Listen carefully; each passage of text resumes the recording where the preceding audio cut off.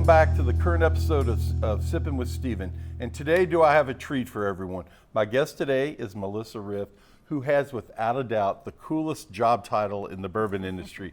She is the Master Taster at Old Forester. So first off, Melissa, welcome. Thank you, Steve. Thank you for being here. And before we get going about the happenings at Old Forester, will you please inform the dozens and dozens of Sippin' with Steven viewers what the Master Taster title involves in your normal work week or work month at Old Forester? Absolutely. You know, it's the number one question I get. What I is bet. a master taster? So Yeah. I think in the industry, we're all kind of familiar with master distiller, which Right. is typically involved in the whole production process from making the distillate all the way through aging the whiskey. Sure. And then master blenders kind of on the finishing end, putting together those batches, those blends.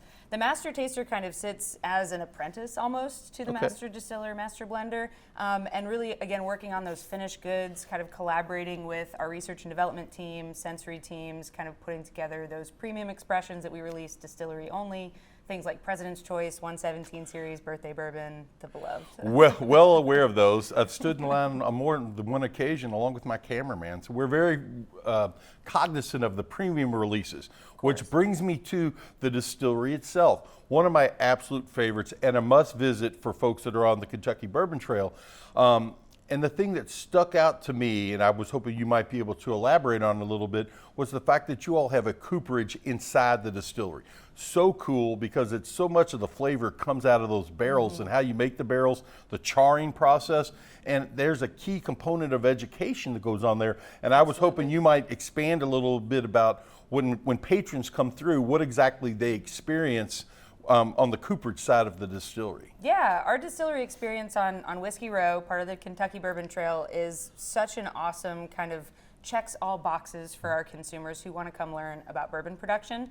It is the original Old Forester site from back in 1882 on Whiskey Row, so Very you get cool. that historic component, Yep. but you also get to see modern distillation happening right in front of you at an urban distillery. So we do the fermentation, the distillation, but one of the things that does make us unique in our stop on the Bourbon Trail is our coopering demonstration. Yeah. Because Brown-Forman's the only major supplier that coopers our own barrels, we wanted to build that into our experience there, so you actually get to see our coopers raising a barrel with raw staves, So cool. shaping it into Yeah. its shape with the windlass machine, toasting it. You get to char a barrel on the tour, see it go up in flames. I mean, everything that you're always wondering about as far as how that maturation process happens, how that flavor develops, we're getting to see that get built before our eyes on the tour. Well, you know what's really cool, because with the Fraser being the starting point of the Kentucky Bourbon Trail, and we give folks an overall view of the industry, it seems like a logical point to just go right down the road and see the whole hands-on experience that Old Forester offers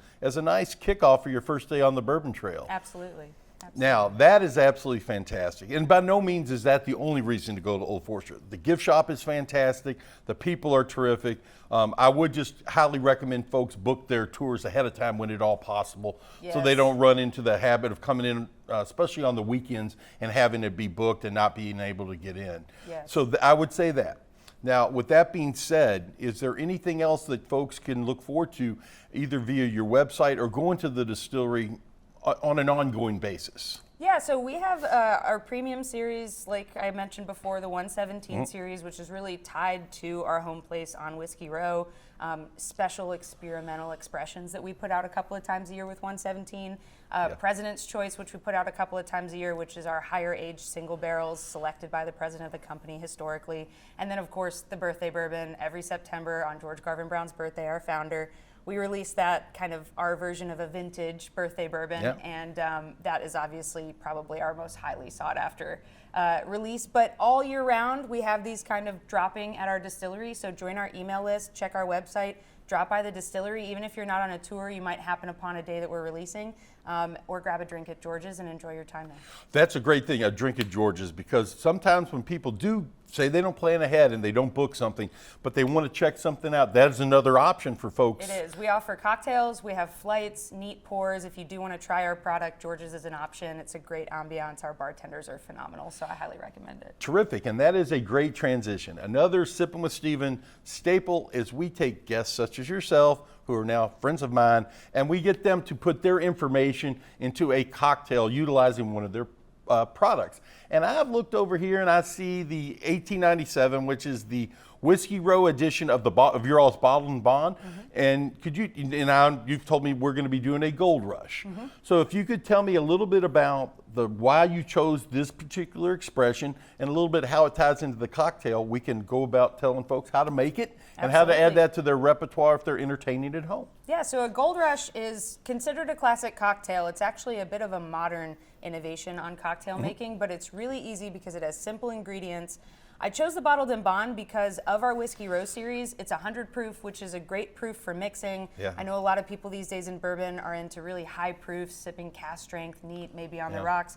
But when you're talking about mixing cocktails, you really want to strike a balance with your flavors. And 100 proof is really a very traditional, tried and true way to get enough emphasis out of your whiskey without overpowering the cocktail with it. A bartender who I trust implicitly once told me that the key, whether it's an old fashioned or any type of a mint julep, anything with a mixture in it, the key is to have it at least 100 proof. That way you cut through the mix, but you still get to taste the bourbon. And it kind of sounds like a little bit of the same rationale that you were talking about.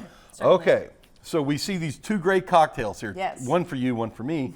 But tell the folks at home what exactly is in a Gold Rush and how they can make it. So a Gold Rush is 3 simple ingredients. It's bourbon, which we've chosen the Bottled and Bond because it has a nice spice profile. It's got kind of that woodsy, spicy type flavor behind it. You use lemon juice, fresh squeezed, or I picked some up from the store, not from concentrate. You want a nice fresh lemon juice. And then honey syrup. Now, if you want a thicker, sweeter flavor to your cocktail, you can just use regular honey that you have at your home, or you can kind of loosen it up. I use 2 parts honey to 1 part water to create a syrup that is nice and kind of easy to mix with.